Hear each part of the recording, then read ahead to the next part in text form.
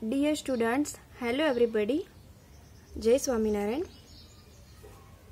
I am Deepika Prajapati from Computer Department. Into previous video lecture, the remaining portion of Q, and now in this lecture, we started the continued topic about the Q. So what is Q? Q is a first in, first out. Q stands for FIFO. It means first in, first out. Into Q, every data passed. In short, data has no fixed position. In Q, data has no fixed position because every data is passed. मैं तमने पहला lecture में study करायु कि Q नी जोड़े कोई fix position होती नहीं. It means के क्यू में जेटला पण डेटा एंटर थाय छे ए जे डेटा एंटर थाय छे एना ए पोजीशन पर होता नहीं. मीन्स के ए डेटा शुं थाय छे, पास थाय छे. एनु बेस्ट एक्जाम्पल आपणे टिकिट विंडो द्वारा स्टडी करेलू कि रेलवे स्टेशन पर कोई एक टिकिट विंडो छे तो त्यां कोई पेसेंजर एंटर थाय छे टिकिट लेवा माटे. तो जे पेसेंजर एंटर थशे एज पेसेंजर टिकिट लीधा बाद रिमूव थई जाय छे. It means first in first out. For example तरीके मैं तमने करावडाव्युं हतुं. Here you can show. Here is a ticket window. અહીં તમે જોઈ શકો છો, અહીંયા ટિકિટ વિન્ડો આપણને આપેલી છે.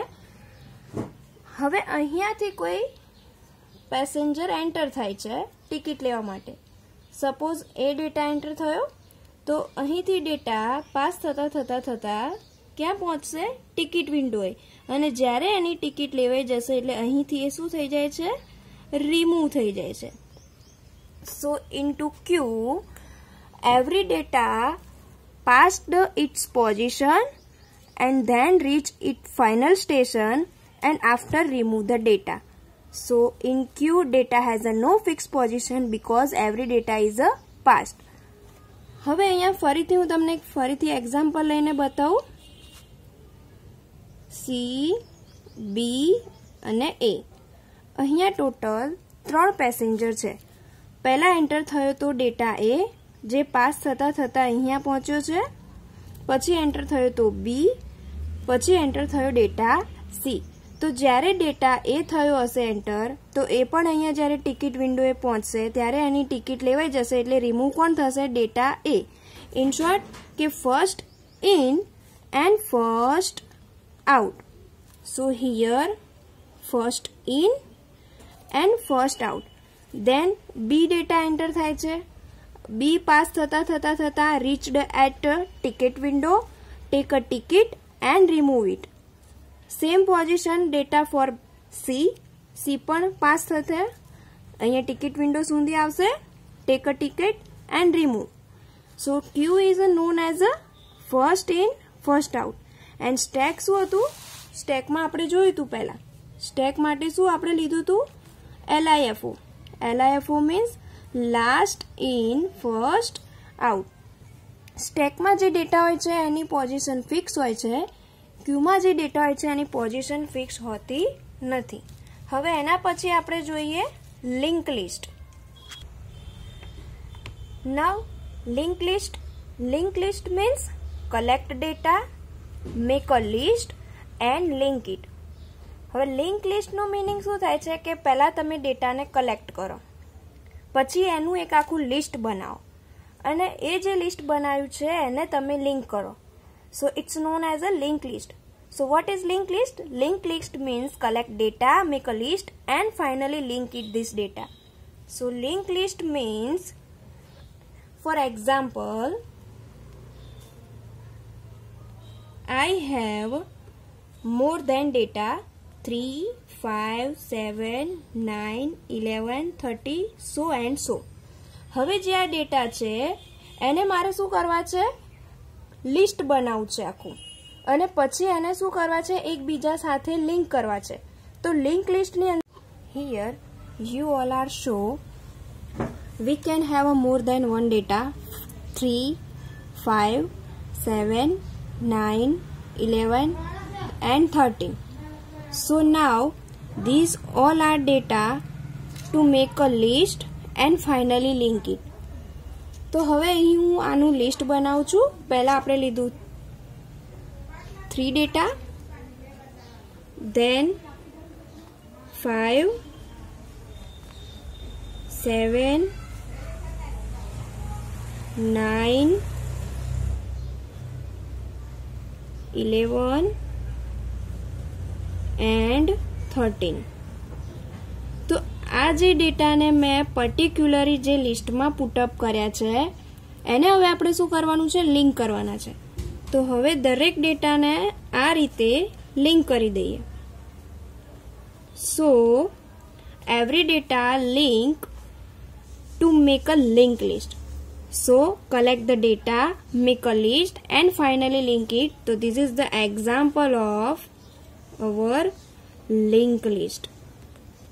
Link list કોને કહીશું? કે ડેટાને પહેલા કલેક્ટ કરો, એક લિસ્ટમાં મૂકો અને પછી એને લિંક કરો. તો this is the best example of our link list. હવે આના વિશે એક આખું ચેપ્ટર સેપરેટ અલગથી આપેલું છે જેમાં આપણે વધારે સ્ટડી કરીશું. હવે આગળ આપણે જોઈએ ટ્રી.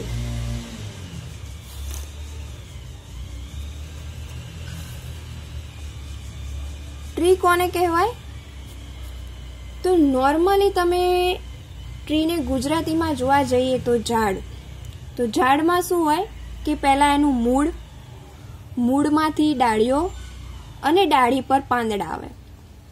તો સેમ પ્રોસેસ આપણા ડેટા સ્ટ્રક્ચરમાં પણ ટ્રીની એ જ છે કે ફર્સ્ટ ઓફ ઓલ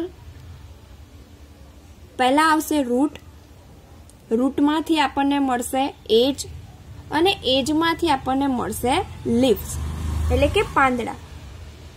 તો અહીં આપણે જોઈએ ફર્સ્ટ ઓફ ઓલ રૂટ આવશે, રૂટમાંથી આપણને મળશે એજ અને એમાંથી આપણને મળશે લીફ એટલે કે પાંદડા.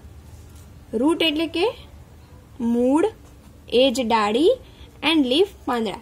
હવે એનું આપણે એક બેસ્ટ એક્ઝામ્પલ લઈએ. રૂટને ફર્સ્ટ ઓફ ઓલ આપણે શું કહી શકીશું?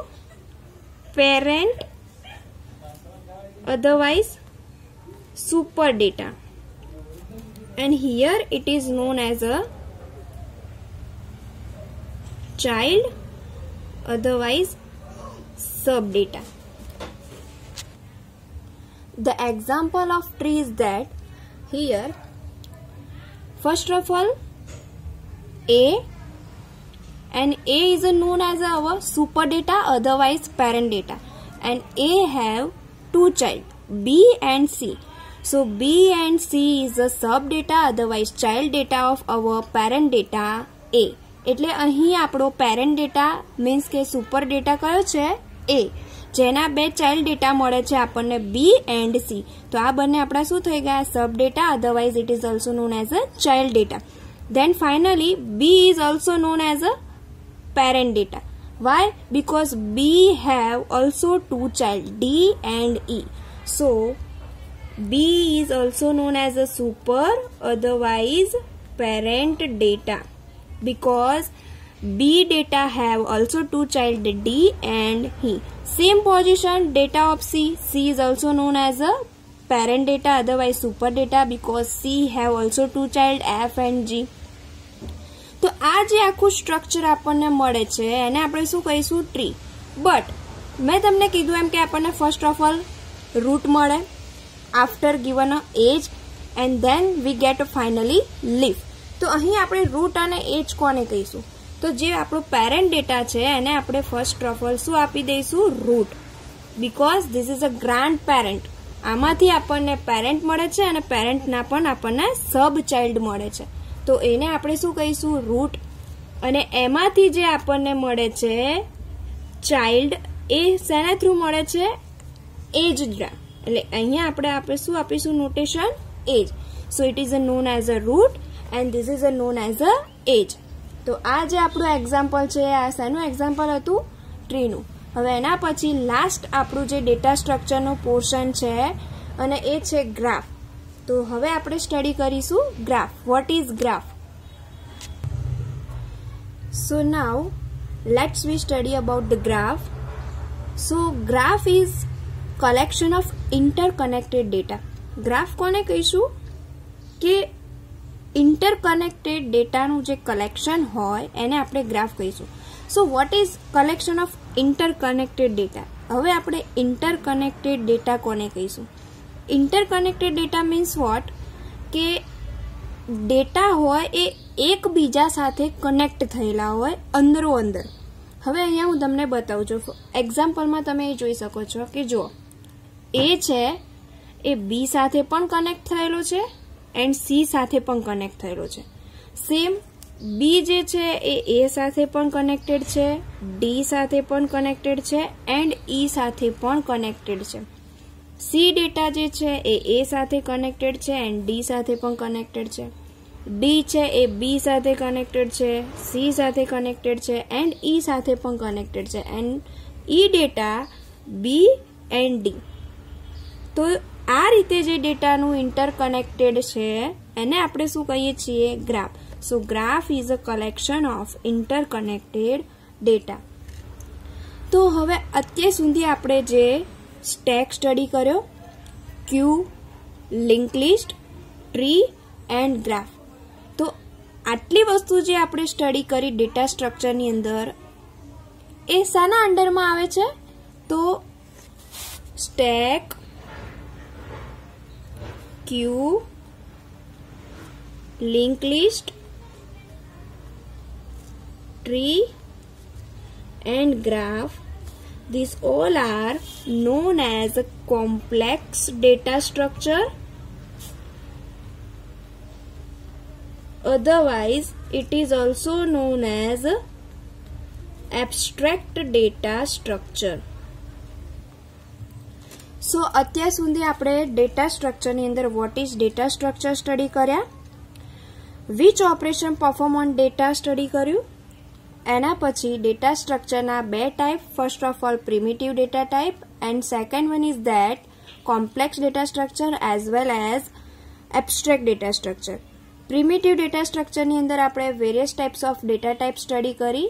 Four example integer, float, double, character, string. These all are allowed into our primitive data structure and stack, queue, linked list, tree and graph. These all are allowed into complex data structure as well as abstract data structure. તો અત્યાર સુધીમાં તમારા assignment ક્વેશ્ચનની અંદર first question હોવો જોઈએ what is data structure. So dear student, here your assignment question is given as a first of all what is data structure, second one is which operation perform on data, third explain primitive data structure. Primitive data structure ની અંદર આપણે જે data type study કરી integer, float, double, character, string, date end time and last one is that explain complex data structure. તો complex data સ્ટ્રક્ચરની અંદર stack, ક્યુ, link list, tree અને graph આ બધી જ વસ્તુ તમારે તમારી નોટબુકની અંદર રાઇટ ડાઉન કરવાની છે વ્યવસ્થિત સારા અક્ષરે. અને રાઇટ ડાઉન કર્યા બાદ પીડીએફ બનાવીને ગૂગલ ક્લાસરૂમની અંદર અપલોડ કરી દેવાની. અને જો તમને કોઈ ક્વેરી હોય તો ગૂગલ ક્લાસરૂમમાં અધરવાઇઝ વોટ્સએપ પર પણ તમે મેસેજ કરીને આન્સર લઈ શકો છો. તમને કોઈ બી વિડીયોમાં ડાઉટ હોય તો ગૂગલ ક્લાસરૂમમાં કમેન્ટ કરો. અને આટલા ક્વેશ્ચનમાં આગળના લેક્ચરમાંથી જો તમારે 3 ક્વેશ્ચન અસાઇનમેન્ટ થઈ ગયા હોય તો અત્યારે કોમ્પ્લેક્સ ડેટા સ્ટ્રક્ચરમાં જે સ્ટેક, ક્યુ, લિંક લિસ્ટ, ટ્રી અને ગ્રાફમાંથી બાકી હોય તો એટલું તમારા નોટબુકની અંદર લખીને પીડીએફ બનાવીને ગૂગલ ક્લાસરૂમ પર અપલોડ કરી દેજો. Okay, thank you.